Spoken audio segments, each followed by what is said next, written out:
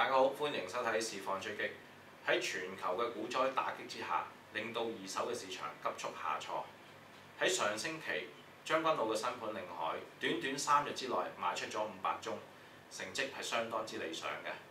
其實股災我覺得係只不過少少嘅藉口，二手市場急速下挫係業主拒絕賣樓嘅主要原因。而家處於一個低息嘅環境，大部分嘅業主亦都冇過度嘅借貸。加上租金有上升嘅壓力，所以業主堅拒賣樓嘅主要原因。所以買家亦都轉投一啲一手嘅市場。喺馬鞍山嘅情況亦都係一樣。喺過去1星期嘅成交量咧，比起9月初嘅時候係下跌咗50%嘅。但係亦都有個別嘅優質單位咧，成交價再創新高。最近錄得觀瀾雅軒一個2房海景高層嘅單位，790尺，成交尺價直逼係6700蚊嘅。